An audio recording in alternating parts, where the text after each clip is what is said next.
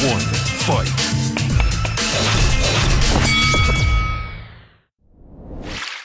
안녕하세요. 박종훈의 경제한방입니다. 최근 들어서 미국이 갑자기 IPEF를 추진하고 또 중국의 반응도 계속 격하게 나오다 보니까 과연 IPEF를 둘러싸고 우리나라의 미래는 어떻게 될 것인가 많은 분들이 궁금하실 텐데요. 자, 이번에도 이 호소대 교양학부 정가림 교수님과 함께 얘기를 나눠보도록 하겠습니다.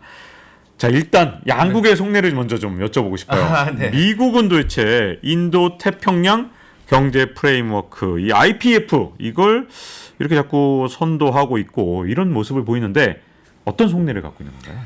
IPEF를 이렇게 이해를 하시는 게 어떨까 하고 제가 제안을 드리고 싶습니다. 중국의 성장이라는 것은 속칭 미국이 만들어낸 세계 질서에서 성장을 해왔습니다. 그건 철저한 계약 관계였고 그 계약에 의해서 보호도 됐고 발전도 할 수 있었습니다. 그렇죠? 그게 이제 우리가 뭐 얘기하면은 자유주의라고도 표현을 하고 뭐 여러 가지로 표현할 수 있겠지만 제도주의라고도 표현할 수 있고. 근데 중국은 그런 혜택을 만끽하면서 스스로에 대한 약속은 이행하지 않았습니다. 지금까지도 이행하지 않는 것이 WTO 가입과 더불어서 얘기했던 거 이행하지 않고 있는 게 너무 많거든요. 그래서 미국이 바뀐 것 같습니다. 제가 봤을 때는. 왜? 기본적으로 서방 선진국 하면은 우리가 사회 계약이라는 기본 틀 안에서 모든 것을 체결을 합니다. 그래서 아주 세심한 부분에서 아주 뭐 속칭 빠져나갈 수 없는 그 틀을 굉장히 중시하는데 IPEF는 틀이 없습니다. 조약을 맺지 않습니다. 우리가 경제관계에서 조약을 가지고 가장 성공적인 어떤 무역 관행 혹은 경제 성장을 구가할 수 있는 걸 얘기할 때 보통 최근에 들어서는 FTA를 많이 얘기하지 않습니까? 네. FTA는 기본적으로 국가와 국가 간의 관계, 약속.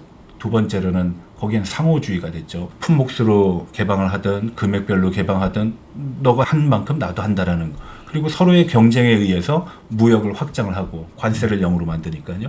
그러면은 윈윈이 될 것이다라는 기본 전제가 있습니다. 근데 IPEF는요. 조약이 없다라는 거는 그럼 뭘 어떻게 하겠다라는 거냐. 그래서 프레임워크라는 단어가 뒤에 들어가는 것이죠.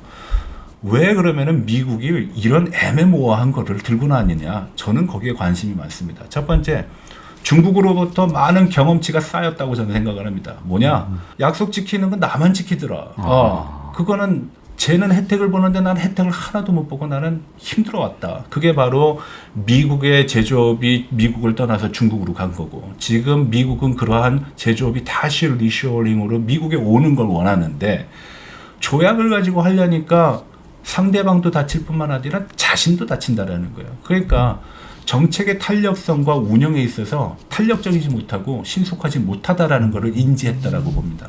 그래서 행정명령으로 하자. 행정명령은 대통령이 사인하면은 그날 바로 되지 않습니까? 우리가 네. 트럼프 때 경험 많이 했잖아요. 네, 뭐 그렇죠. 2천억 달러, 뭐 25% 관세. 자, 행정명령이라는 것이 미국이 가지고 있는 가장 탄력적인 수단이라고 느꼈던 겁니다. 그렇기 때문에 TPP는 초창기 미국이 선도를 했지만 미국이 트럼프가 탈퇴를 했지 않습니까? 그러면은 일본이 그 바톤을 받았어요. 제가 그러면 잘 키워 놓을 테니까 나중에 들어오십시오. 그래서 이름을 바꿨습니다. CPTPP로. 근데 지금 미국 돌아왔는데 CPTPP 안 들어가고 IPEF라는 걸 만들고 들어왔습니다. 왜? CPTPP는 철저히 계약에 의해서 그 계약을 위반했을 땐 거기에 준한 응징한 뭐 처벌과 불이익을 받을 수 있는데 IPEF는 그게 없다라는 겁니다. 네. 그러면 IPEF의 내용을 한번 제가 살펴보면은 디지털 상거래를 포함한 무역, 서플라이 체인 강화, 공급망의 문제죠. 그리고 인프라 그리고 클린 에너지, 탈탄소 문제, 그리고 세금과 반부패. 이거 보시면은 좀 기준이 애매할 것 같다는 생각 안 드십니까? 예, 그러니까요. 네, 만약에 이게 금액별로 어떤 수치별로 딱딱 떨어지는 거라면은 대응하기 굉장히 쉬울 것 같은데 반부패 어디까지 반부패일까요? 그럼 그 반부패를 미국은 어떻게 얘기할까요? 아마 중국의 정부 지원금 같은 거 보조금을 얘기할 겁니다. 보이지 않거든요. 예. 네. 규제를 해도 그 규제가 잘 안 먹힙니다. 예, 그런 문제가 있다는 것이죠. 중국은 그렇기 때문에 IPEF에 관한 구체적인 내용을 알고 싶어서 아마 정부 수집에 혈안이 돼 있을 겁니다. 네. 그렇지만 본인도 지금 어떤 상황에서 어떻게 대응을 해야 될지 모르거든요. 그래서 얼마 전에 왕이가 그런 얘기를 했었죠. IPEF 그거는 속칭 앞잡이 노릇 같은 거다. 조심해야 된다라고 한국에 경고를 했습니다. 네. 근데 더 웃긴 거는 그 얼마 지나지 않아가지고선 바로 미국에 던진 시그널입니다. 더 거대한 시장을 우리가 서로 공유하고 발전할 기회를 찾아야 된다는 표현을 썼습니다. 중국이 가장 자신 있는 겁니다. 시장 엄청난 시장이죠. 네. 우리가 그래서 들어갔고 성공도 했지만 사드 때 아주 호되게 당했죠. 네. 예, 그리고 뭐 잘 아시다시피 지금 화장품 문제도 그렇지 않습니까? 네.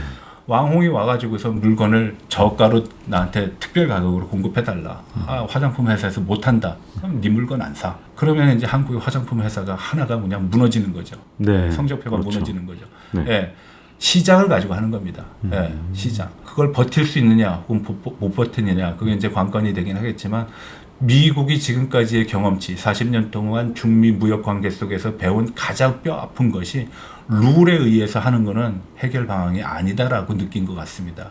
그래서 IPEF를 보시게 되면은 이런 겁니다. 중국이 태양광 산업이 굉장히 발달돼 있지 않습니까? 세계 1위입니다. 근데 우리나라도 잘하죠. 근데 우리나라가 중국만큼 따라갈 수가 없습니다. 일단 가격을 못 맞춥니다. 네. 근데 미국은 속칭 노동자의 권익이 보호되고 탄소화의 문제도 있고, 그리고 무슨 부패라든지 세금을 제대로 내고 기술 절취도 하지 않았기 때문에 한국 걸 쓴다. 중국은 자국의 상품을 팔기 위해서 우회하는 방법을 찾을 겁니다. 그래서 뭐 요즘 웃기지도 않습니다. 캄보디아, 뭐 미얀마 이런 데서 태양광을 부품을 줘가지고 거기서 조립을 해서 미국으로 넘겨요.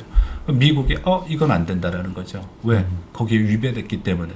과거 같으면 조약으로 그걸 규제하게 되면 한국도 피해를 보는데 거기서 분리를 시키겠다라는 겁니다. 그러면은 그 분리되는 순간을 우리가 뭐라고 평가하냐? 공급망의 디커플링이라고 평가를 하는 것이고, 미국은 지금만이 그러한 유효한 수단을 우리가 활용할 수 있는 거다. 자, 많은 분들은 바이든이 한국에 온 것을 한국의 위상이 커지지 않은 증거냐 이렇게 보시는데 저는 좀 그렇게 안 봅니다. 왜냐하면은 세계 5대 제조업 대국이 있습니다. 뭐 미국, 중국, 독일, 일본, 한국입니다. 한국이 넘버 5입니다. 일본은 많이 해외로 나갔기 때문에 자국에서 생산하는 건 별로 없습니다. 예.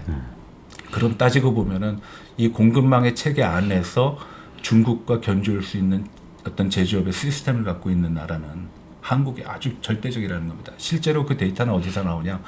중국의 전체 수입 물품 중에 10%가 한국으로부터 옵니다. 단위 국가별로 보게 되면 최고입니다. 물론 그 앞에 홍콩하고 EU가 있지만 EU는 국가가 아니니까요. 그리고 홍콩은 전환 무역을 통해서 들어오는 거기 때문에 그걸 제외하면은 한국이 최대 중국에 수입하는 수입 대상국입니다. 그러면 중국을 아프게도 할 수 있죠. 네. 뿐만 아니라 한국은 미국의 IPEF에서 얘기한 기준에 의하면은 상당히 높은 수준에 올라와 있다는 겁니다. 다만 산업별로 어떠한 득실이 있고 하는 문제는 앞으로도 추가적으로 좀 연구 검토가 돼야 될 부분이 있습니다. 그래서 IPEF가 왜 아직까지는 구체적인 내용은 없고 이렇게 뜬구름 잡는 얘기만 나오느냐. 저는 아직까지는 그 준비는 안 됐다. 그 준비를 위한 거다. 그래서 미국이 지난 40년 동안 배운 경험치, 중국식 방식을 미국이 채용한 것이라고 봅니다. 네. 이 서로 상대방한테 영향을 받으면서 진화하는 것 같은 모습을 보여주는 것 같은데요. IPF에 대해서 아직까지 이제 뚜렷한 어떤 청사진이 없다 보니까 이게 침묵이다 이렇게 보시는 분도 있고 또 거꾸로 이게 너무 강해서 혹시라도 이제 미국이 중국을 칠 때 어떤 무기가 돼서 우리한테 불리한 게 아니냐. 네. 또 이런 견해도 있는 반면에 또 다른 견해는 이렇게 해서 미국으로 우리가 글로벌 공급망이 완전히 재편될 때 미국으로 수출을 늘릴 수 있는 기회가 아니냐. 네. 여러 가지 지금 IPF의 청사진이 정확히 안 나오다 보니까 네. 너무나도 많은 해석이 있는데요. 어떻게 보시나요? IPEF만 가지고 봤기 때문에 그렇습니다. 바이든 대통령이 방한을 한 이후에 일본으로 건너갔죠. 그때 건너간 주요 이슈 중에 하나가 IPU의 시작을 알리는 거, 그리고 쿼드 회의가 있었다라는 거. 그 두 개가 왜 하필이면 같은 공간에서 이루어지고 같은 시간에 이루어졌을까요? 일본에서 진행이 됐고 일본에서 이제 얘기가 됐습니다. 그때 나왔던 것 중에 하나가 해상 영역 파악을 위한 인도 태평양 파트너십 IPMDA라는 겁니다. 해상에서의 중국 압박. 요거 좀 우리가 관심 있게 봐야 됩니다. 중국은 미국의 아시아 회기 이후에 미국을 견제하기 위한 수단으로서 제1도련, 제2도련이라고 그래가지고 넘어오지 못하는 선을 그어놓은 바가 있습니다. 근데 이 선을 그어놓는 것을 넘어가지고선 지금은 태평양으로 나가고 있습니다. 요즘에 뭐 그래서 3도련선까지 만든 거 아니냐 이런 네, 얘기도 있더라고요. 그렇습니다. 그 도련선이 지금 얘기가 되고 있는, 좀 이따가도 얘기가 나오겠지만 남태평양 8개국을 방문한 나라들 보게 되면은 첫 번째로는 호주를 견제할 수 있는 위치, 괌 기지를 타격할 수 있거나 견제할 수 있는 위치, 그리고 자국의 3도련선 방어망을 더 외부로 확장을 해서 미국의 견제를 더 먼 데서부터 할 수 있다라는 거, 그런 측면에 얘기가 됐다라는 거. 그래서 IPEF가 단순하게 우리가 경제만을 가지고 보게 되면은 아마 이해하기 힘든 부분이 있다. 근데 이 IPMDA라는 그 인도 태평양, 이름이 너무 깁니다. 해상 영역 파악을 위한 인도 태평양 파트너십. 요것도 파트너십이에요. 네. 형제예요. 그냥 손만 잡고 하는 거예요. 근데 그 내용을 보게 되면은 해상 물류와 해상 이동에 대한 규제를 할 수 있는 그런 내용들이 담겨져 있습니다. 공급망이라는 것은 물건을 생산해서 날라야 되는데 그 날르는 경로가 다 바다거든요. 네. 그래서 그런 측면에서 보게 되면은 우리가 지금 미국이 짜고 있는 틀은 초기 단계이긴 하지만 굉장히 크다. 아마 각국은 이 시기에 공급망과 관련, IPEF 관련된 경제적인 측면에서의 이해득실에 대한 계산을 편익을 철저히 계산을 해야 될 것이고, 동시에 해상 물류에 대한 안정성 확보를 위한 자국의 역할이 무엇인가를 얘기를 해야 될 것이다. 네. 근데 그 조금 전에 말씀드렸던 해상 무역의 파트너십을 보게 되면은 대부분의 국가들, 해당 국가들이 중국의 수입 경로에 걸쳐 있는 나라들입니다. 네. 네. 그러니까 중국이 더 남태평양에 집중할 수밖에 없고, 네. 그 얘기는 중국이 지금 미국이 짜고 있는 새로운 틀이 어떤 방향으로 가고 있는지 아직 명확하게는 모르지만 분명히 자국에 대해서는 위협적이다라고 느꼈기 때문에 굉장히 IPEF 논의가 났을 때 민감하게 반응했다고 저는 봅니다. 자, 지금 현재 이제 중국이 IPEF에 대해서 분명히 약간 신경질적인 그런 반응을 하는 거 보면 네, 뭔가 두려워하는 부분이 있는 것 같은데, 네. 중국이 현재 가장 두려워하는 IPEF의 특징이 있다면 어떤 게 있을까요? 특징이라는 거는 전반적인 경제 부분을 업그레이드를 해야 되는데, 그 업그레이드를 하게 되면은 중국의 메리트가 사라진다라는 거죠. 중국은 지금까지 저가로 공급을 할 수 있는 세계의 공장이었었는데, 세계의 공장인데 이제는 고임금, 고부담, 모든 비용이 늘어나는 것을 어떻게 감당하는 거야. 거기에는 또 도덕적인 문제까지 결부돼 있다. 예를 들어서 무슨 인권이라든지 종교라든지 아니면은 뭐 환경 문제. 기자님도 오늘 우리가 방송 녹화하는 날도 날씨가 너무 좋지 않습니까? 봉쇄가 돼서 전 그렇다고 봅니다. 네. 네. 봉쇄가 그렇죠. 풀리는 네. 얼마 전까지만 해도 우리가 미세먼지가. 며칠 전 경험을 한 적이 있으니까, 그런 걸 보게 되면은 중국은 지금과 같은 GDP 규모를 산업에 대한 전반적인 업그레이드에 투자를 해야 되는데, 그 업그레이드는 우리가 알고 있는 기술적인 업그레이드가 아니라 질적인 개선이거든요. 중국인들한테는 좋을 수 있습니다. 그렇지만 중국이 가지고 있는 가장 큰 우세라고 얘기할 수 있는 수출 경쟁력, 제조업의 우위, 그런 것들은 굉장히 힘들어진다는 거죠. 그럼 중국도 앞으로는 서방으로의 어떤 무역 관계에 있어서 그런 부담을 안고 가야 되는데, 솔직히 우리가 요즘 얘기 많이 하는 ESG 같은 거죠. 네. 그런 거 했냐라는 거죠. 네. 야, 근데 이런 식으로 자꾸만 생겨요. 그러면서 기후가 생기면 우리나라 입장에선 이번에 IPEF도 이제 선도적으로 가입한다 이런 뜻을 밝혔고, 그 사이에 우리는 이미 이름도 긴데 영내 포괄적 경제 동반자 협정 RCEP 네. 이거 이미 가입을 하는 상태에서 혹시라도 이런 것들이 자꾸만 가입하면 막 너무 많은 걸 가입해서 다 충돌하고 막 그런 상황에서 우리나라가 선택하기 어려운 부분들이 생기거나 하진 않을까요? 어떻게? 네, 맞습니다. 이게 보통 지역주의라고, 지역화라고도 표현을 하는데, 초창기 WTO가 우루과이 라운드에서 넘어오면서 세계 무역 증진을 통해 가지고선 세계의 경제를 좀 끌어올리자라는 표현을 이제 쓰면서, 그때 한 조약 중에 하나가 24조의 지역화 활성화를 얘기를 합니다. 세계화는 하나가 되는 건데 그 분열, 파편화되는 지역화가 나타나면 안 되는 건데 그걸 모순이라고 보지 않았어요. 왜? 그런 파편들이 나중에 서로 묶이다 보면은 세계화로 갈 것이다라고 했거든요. 근데 이런 묶이는 과정 속에서 많이 나타난 현상이 바로 스파게티 볼 현상입니다. 스파게티 볼. 네. 우리가 맺었던 계약하고 남하고 맺었던데 제3자끼리 맺었을 때 서로가 충돌되는 부분이 있고 우리 갈등이 되는 부분이 있다라는 거죠. 정말 어렵겠는데요. 그렇게 네. 되면. 네. 바로 그겁니다. 그러니까 중국의 입장에서 보게 되면은 한국 따라서 힘들게 FTA 맺어놨더니 이제 막 섞여가지고선 혜택도 별로 없더라. 오히려 뭐 나한테 규제로 다가오는 그런 문제가 있을 수 있다는 겁니다. 이게 첫 번째 문제고, 두 번째는 어떤 거냐. 중국이 FTA를 하는 과정 속에서 몇 가지 특징이 있습니다. 이 중국이 FTA를 할 때는요, FTA 교과서에 있는 내용대로 하지 않습니다. 앞서 말씀드렸다시피 상호주의에 의해서 하지 않습니다. ASEAN이랑 10개국이랑 했을 때 더 많이 개방했습니다. 그리고 중국이 하는 FTA는 시장 확보라는 측면에서 처음엔 양보를 합니다. 그리고 나중에는 자국 시장을 가지고 이제 밀어 넣는 거죠. 압박을 가하는 경우가 있고 정치적으로 활용을 한다는 겁니다. 세 번째로는 중국이 하고 있는 FTA는 굉장히 기간이 깁니다. 개방률을 상대적으로 떨어지고요. 그래서 CPTPP 같은 경우는 한 93% 이상 될 텐데 그 기간도 짧거든요. 중국은 20년에 뭐 89%, 91% 이러니까 그 20년 기간 동안 자기는 경쟁력을 가지고 처리하겠다는 겁니다. 그래서 당장은 손해 보더라도 끝은 나의 장터가 되리라. 뭐 이런 생각을 하는 거죠. 그래서 중국과 FTA를 하게 되면은 항상 기간이 길고 개방도는 낮은 그런 특징을 보이고 있습니다. 중국은 항상 자기가 시간인 자기 편이라고 생각하는 거거든요. 한중 FTA도 그런 형상입니다. 그러니까 한중 FTA를 우려하시는 분들은 무슨 얘기를 하냐. 한중 FTA 큰 시장을 장악하고 미래 먹거리를 확보했다라고 보지만 20년 동안 그들이 어떻게 변할 거에 대해서는 얘기를 안 합니다. 그럼 비근한 예로 삼성전자가 화웨이였을 때 삼성전자지만 헐헐 날았죠. 근데 네. 지금은 삼성전자가 중국에서 얼마 못 팝니다. 그렇죠. 네, 중국이 이미 따라왔거든요. 네.